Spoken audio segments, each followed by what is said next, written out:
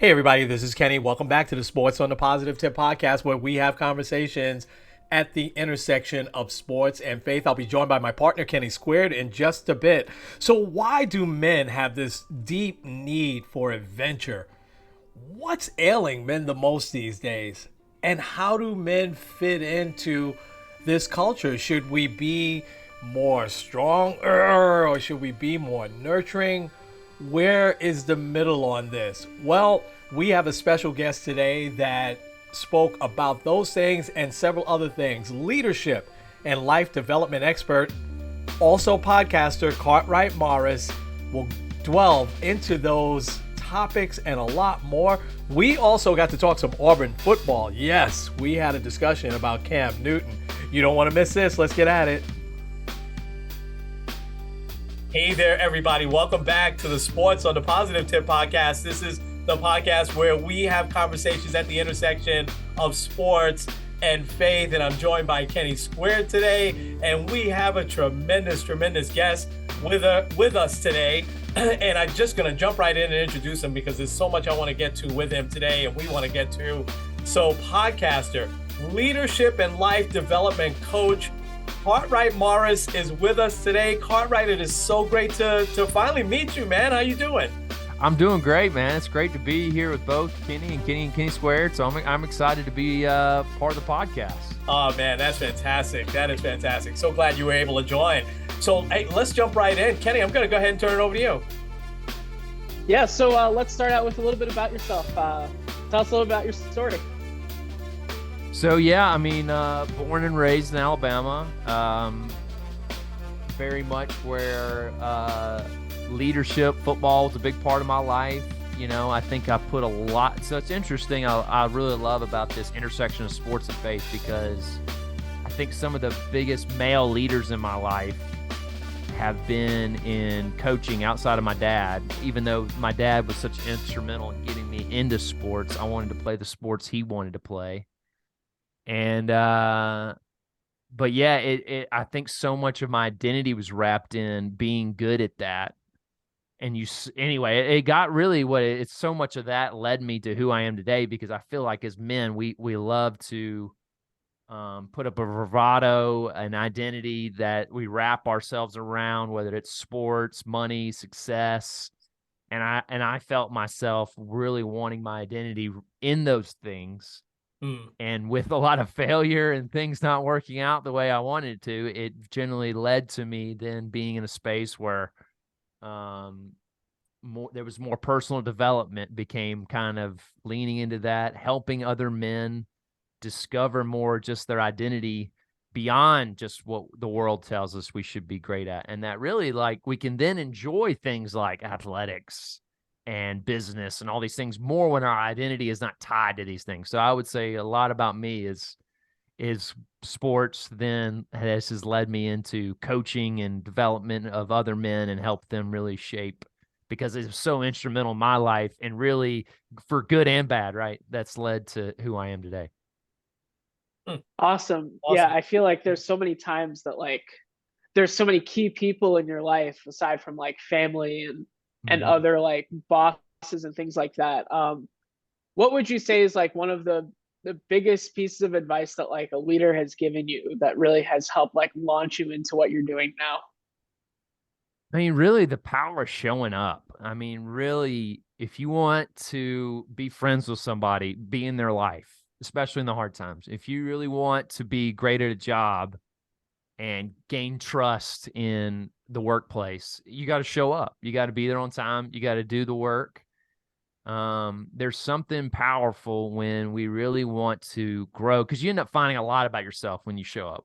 You know, it's not saying yes and just kind of putting your head down. It's showing up in being present. I mean, a lot of the men I coach, I think that's something they really struggle with. And that was something my dad really taught me at an early age, you know, of really, how do you do that well, of like, really, like, this is what when you say what you mean, what you say, and say what you mean. Like, if this is what you like signed up for, this is like, just show up and do it. You know, you say you've signed up for this team, like, go play, go to practice. Don't just show up for the game when you get all the glory. Like, do the hard work before then. And so I would say that's a lot of probably shaped my life of, why I've got so many good references and jobs is, I don't think I was anything special an employee, but I just showed up and I did the work. So. Wow. I love that. That is and it's so true these days, right? Because Mhm. what happens when you don't show up? And I love what you said about it. It shows a lot of yourself when you don't feel like showing up and you still do, and you make it through that day, you make it through that shift, whatever it is, you just feel so Mhm. much better about yourself. I really want to get into what you're doing with men, and I wanted to start with you talk about men really need an adventure. They need to Yeah. have adventure in their life, and Mhm. but it sounds like you had some adventures. Now, did I read this right that you've scaled 14 mountains and you've been bitten by a rattlesnake? Tell us Yeah. a little bit about the adventures that you've had. Well, I've scaled a couple of 14,000 footers, which 14,000 footers. Okay, yeah, so gotcha. there Wow, wow. there's a bunch in Colorado. I can't remember the exact number, but I've done a couple there. I've done the second highest in the Intercontinental, just in the bottom in the lower 48. I did Mount Rainier, Oh, and then I did Mount okay. Shasta, which is one of the higher ones in California. Yeah. But then yeah, and I got bit by a rattlesnake. Which growing up in Alabama, always, on a golf course or fishing, or I have almost stepped on so many water moccasins or copperheads and had my run-ins with them, but never got bit. And then I moved out to California and just put my foot in the wrong spot, and a rattlesnake decided to get a little piece of me. Oh So, my gosh. Oh my gosh. And you're okay. I could see. Were you okay then? No. You were oh okay. yeah, well, Okay. it was when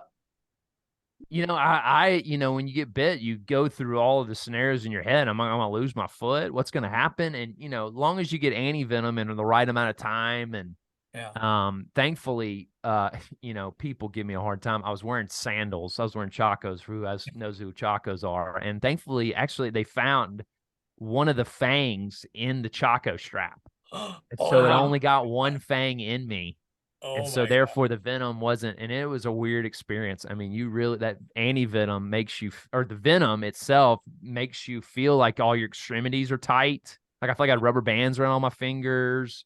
My foot swelled up for 36 hours. Like it was just huge. Uh, And so had to get to the hospital, get anti-venom in me and all that. So, but wow. I'm fine. There's no damage. Sometimes they get, you get skin damage, but yeah, it's good. Well, All good. thank God. All right. Yeah. So A lot of prayer, brother, in those moments. Yeah, I was for gonna sure. say, man, wow, wow. Yeah. So why the need then? Why the need? What's it in us, in men, that we need that adventure? You're very, very specific on that, and Hmm. saying that we've got to kind of really satisfy that need as well. But where does that come from, in your opinion? Why do we need that? Well, I think there is something maybe about exploring new things, trying out, finding a new path on our own that's not cookie cutter, that's not in the confines of systems and people telling us we have to fit in this box to be successful, to be the person we're supposed to be. And we actually explore, adventure, and discover. I think that's part of us that we want to push back against. I'm a middle kid, and naturally middle children want to just kind of do their own. But I think it is something in men that just take in new territory. But I would say for me personally, and why I encourage men, is I think you just like, it's going back to that discovering yourself. I think like the whole showing up for work, when we step into those places where we feel that discomfort, when we feel like it's just there's a level of unsuredness. Adventure sometimes when we have everything, we know exactly what's going to happen. That's not really adventure. Hmm. When we know there's a little unknown on the other side, or like there's a rattlesnake hanging out underneath something, like that you find out a lot about yourself. You find out in those situations, how do I handle problems? How do I handle the unknown? How do I deal with fear? How do I, deal with adventure when I'm with someone and we actually have to problem solve, or we have to learn how to get along or ration food, or just little things like that. Or, when I'm feeling dehydrated or I'm hungry, sometimes that can trigger some things, and you like, does that affect my decision making and my, all these different things. Like, I think even especially like I always tell some of my guys that are getting serious about a girl, like dating and stuff like that. Like, man, get her in an uncomfortable position. You really see what kind of person she is. Like, so camping is one of those things. Like, get them out in the wilderness, get them doing something that's a little uncomfortable and see what happens, or travel in general. But, yeah, so that's kind of why I say adventure, because it really pulls out more when you're not in a place where you control the variables, where you know exactly what's going to happen the next day.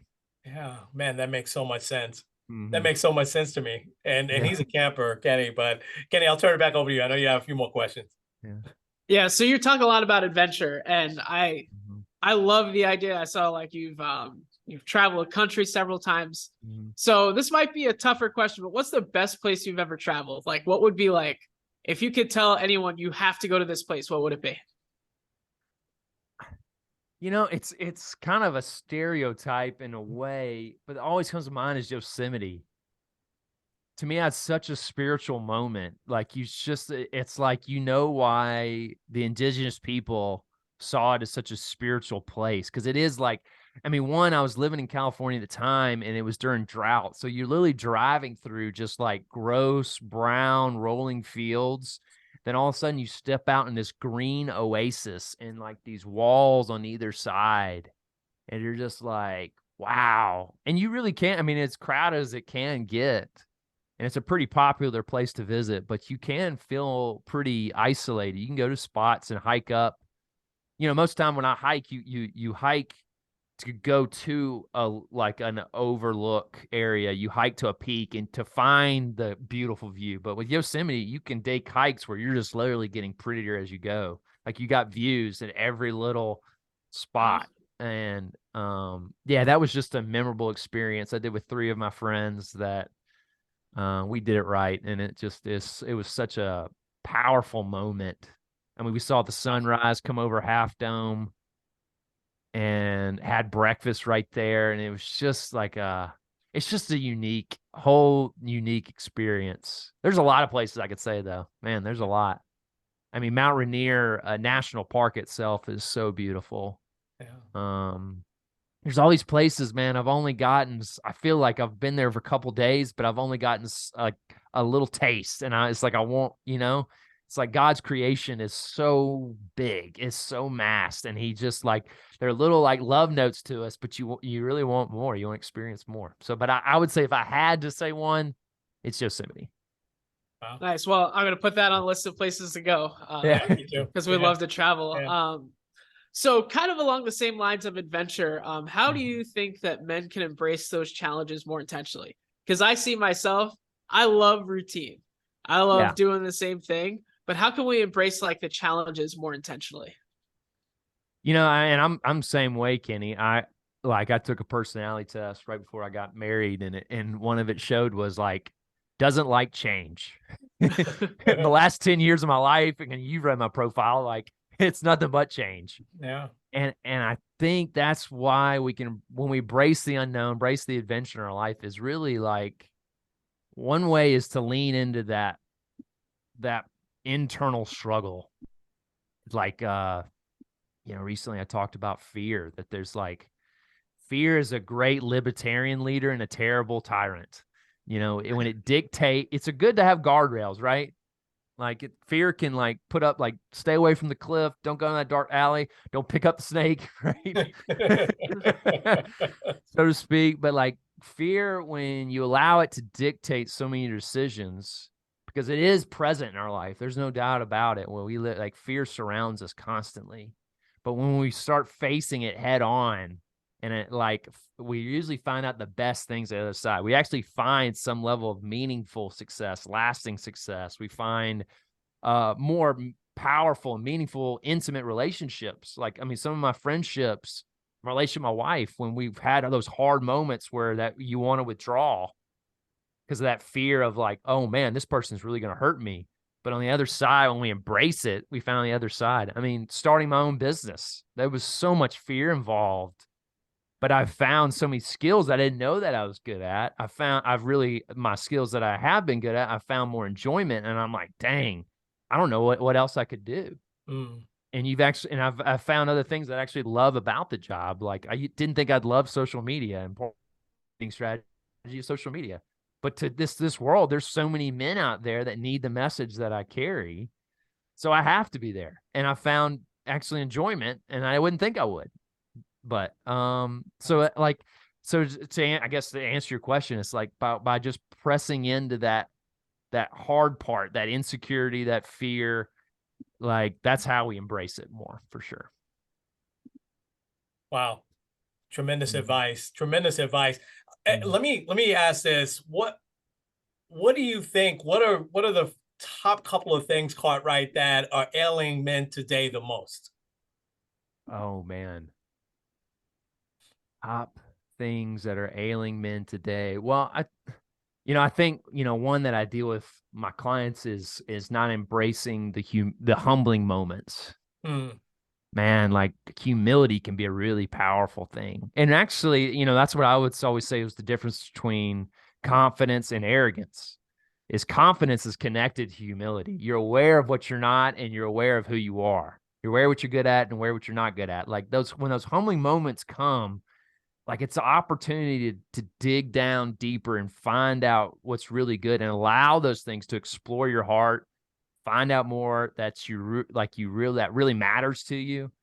I mean, I think of so many situations of men that I know that whether struggling with addiction, bad marriage, business failure, these moments where it hit them and they're like, all right, I need to adjust. I need to think differently. I need to change my core beliefs or change my mindset towards these things.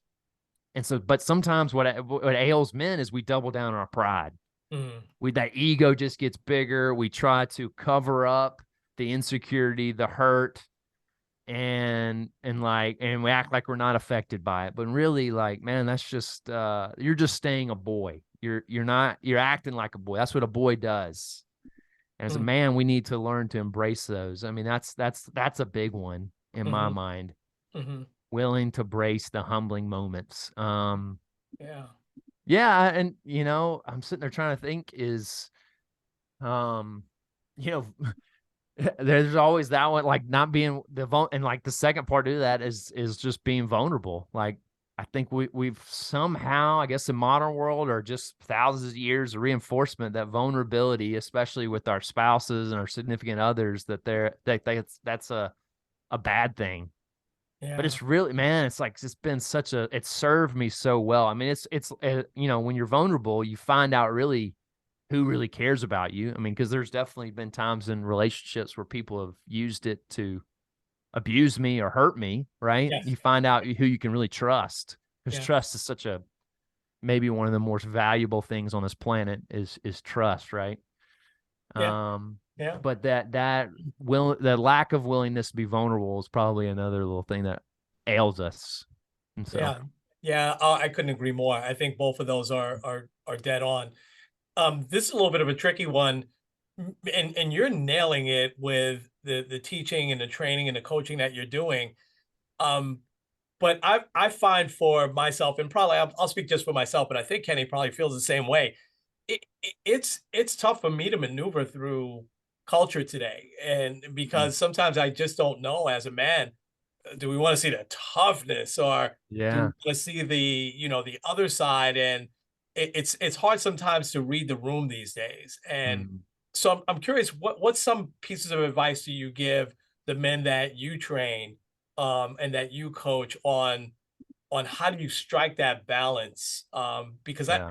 I think society, our culture is a little tough on men these days. Yeah. Yeah. I think we live in reaction to one side or the other. It's like Yeah. throw out any type of masculinity Yes. or do it this overt surface level masculinity. Yes. And like to me, there's a third option, Yeah. and it's definitely more subjective. It's more nuanced. Like I mean, I think men need to exercise and work out and be active, but then we swing that to like it's all about muscles and looking the part, right? So Right. that's the too Right. far. So I think with men, it's like, there's something. I mean, with the faith aspect, I feel like, God wants he put something in our heart of what it means to be a man. Masculinity is written on our DNA, just like femininity and like is written on women's DNA. Like there's something unique about what they want. And I would say the obvious thing is what being a man looks like is leading, and that starts at the closest people to you. Mm. And in our world, my culture that I kind of come from, it's like leadership looks like provision and which is part of it, and like making a bunch of money and that's part, but it's like you failed your family at home. And it's like, man, I think we got to look in those rings of like, hey, am I great at leading my wife and kids well? And then outside of that barrier, all right, how am I doing with my coworkers, employees, and then maybe outside of that, my community? But sometimes we start outside in. I care more about what these people might say about me, in passing versus the people that are in my inner circle. Wow. And I think as a man, once we start really saying, all right, am I a leader? Am I someone worth following? Do I live virtuously? Do I care about how my actions affect them? Am I becoming more self-aware? Like these things. And then I think the secondary stuff would be just like, hey, man, my masculine interest, Yeah. I got a lot of friends who love to hunt, get in the woods and kill stuff, right? Right. Right. And me, I've just never been that bent. Does that Yeah. make me less of a man? Like, no. Right. But does that make them toxic because they like that stuff? Like, no. I think that Oh, they're doing it humanely. They're doing it within the law. They actually care about the land. They care about the animal. They want the animal to thrive, right? So that they can come back the next year and hunt, right? And yeah. so it's like we live in this world where we just binary thoughts. And I think the devil loves us living in binary thoughts. He Yeah. loves us thinking that way because then we end up fighting against each other. And really, it's just more nuanced. Yeah. Where I think God's inviting us all into relationship as men of like defining masculinity. I think under the banner of leading our families, our, our circles of influence well, and then going from there. And then like I think even getting in the part of interest and personality is really we get to define manhood in that context. Wow. So. So thought provoking, man. That was I yeah, I just right. I mean, you Cartwright, that was awesome, Oh, and thank you. you gave us a lot to think about. You gave me a lot to think about, and but boy, oh boy, are you 100% correct, man. Um, I don't know. Is it time to talk some sports? What are you thinking, Kenny? Yeah, let's talk some Yeah. sports. All Yeah, let's right. do it. All right. Go ahead. You kick us off, Ken. Um, so you had said that you follow a lot of college football. Yeah. What do you think is like one of I'll ask this because I know one of the bigger things nowadays is the whole NIL, name, Yeah. image, likeness. Do Mhm. you think that's something that's positive or negative, especially for like the younger athletes? God, it's such a weird thing because I mean, you want these guys to. I mean, I remember meeting a college football player who used to see his jersey walking around campus all the time, and he said like I didn't make a dime off of that. And you're like, that makes so much sense. Like, dude, like, I mean, people are wearing that guy's number because of him. They're not wearing it because of the university or the brand. I mean, they're wearing it because of him. Like, so there's like that cognitive dissonance for sure. And I think college guys, and this is what I wish the NCAA I feel like the NCAA is a little bit like a spoiled child here in a way of like, for years, everybody was giving them a hard time about this. And they're like, well, fine, have it. And they didn't put in the guardrails that, young 18 to 22-year-olds really need in the context of, like, hey, let's make it a part of the education system. Let's teach them about how to invest. Let's teach them about how to use that money well. Which I'm sure the universities and even some of the programs are doing that. But it's like, the NCAA just went from like, tyrannical rule to the wild, wild west. Like they just like allowed it all to happen at once without much guardrails. And I think, now I think hopefully we're starting to really, especially with the transfer portal, trying to get a little bit of help them kind of have a little bit of a landscape that helps them more. Because I think there's some guys, they'll thrive with that because they're just good guys. I mean, I think, despite that he's kicked my team's butt every year, Bryce Young, I mean, he's a high quality guy. He's going to, he became a millionaire before he even took a snap. Hmm.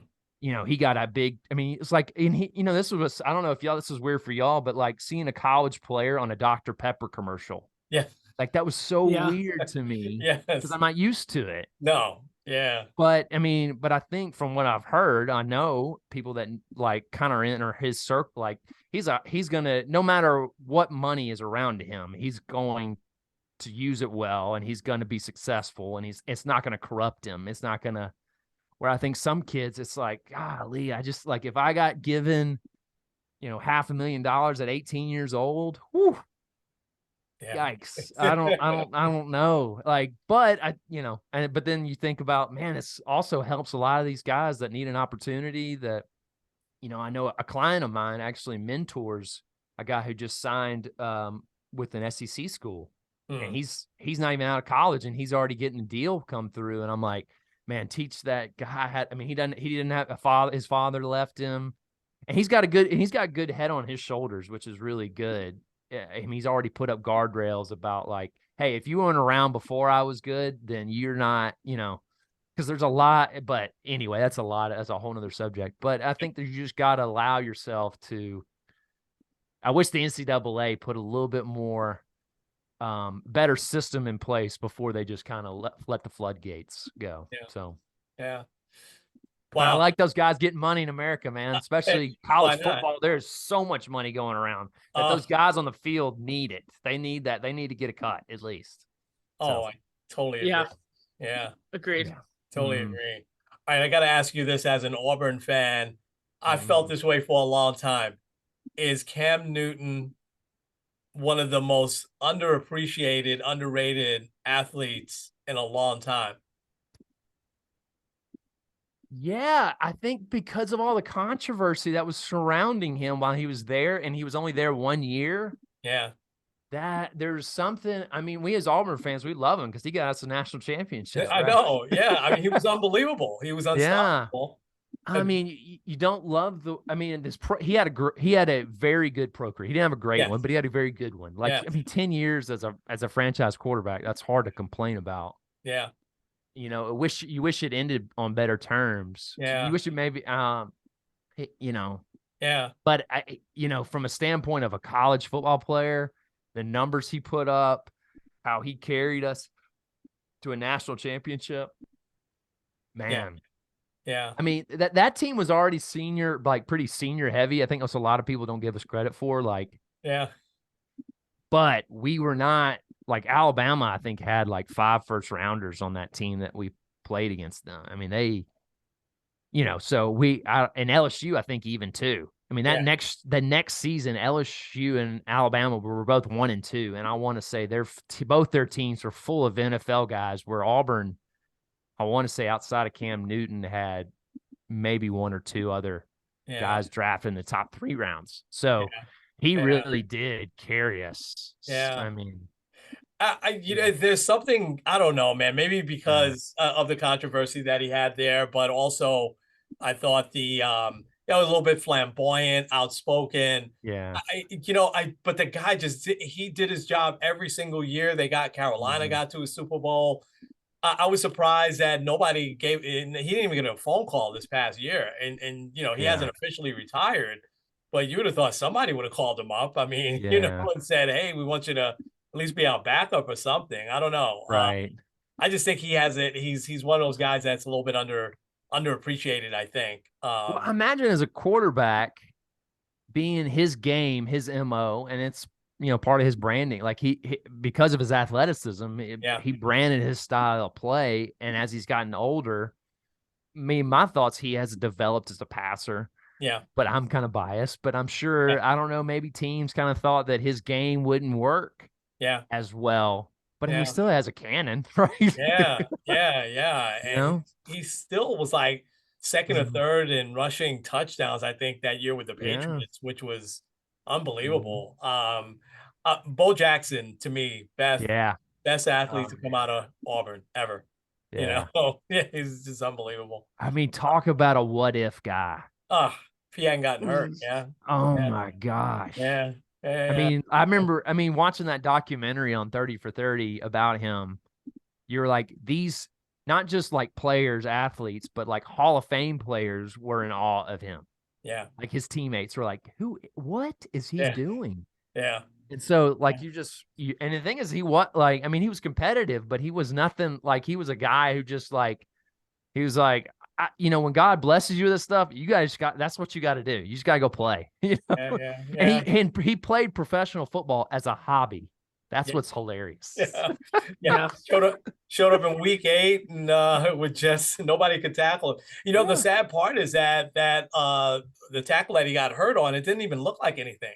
No. It pulled the hip, I guess, out of his socket, the hip out of the socket, which wow, really bad. Mm-hmm. Man, we could talk to you all day. This has been, Same.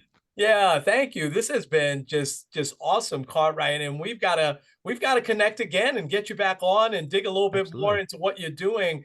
God bless what you're doing. I think Oh, it thank is you. awesome and it's so needed. And I think we Mm. just scratched the surface, with that. And but continue doing what you're doing. It is much needed. And I'm going to continue to follow you and listen to your podcast because I learned some stuff today, and I need to Mm. continue to kind of maneuver in both the worlds that we run in. Yeah. So appreciate it. So before, we'll certainly post all over the place, but why Mm. don't you tell everybody how they can get in touch with you?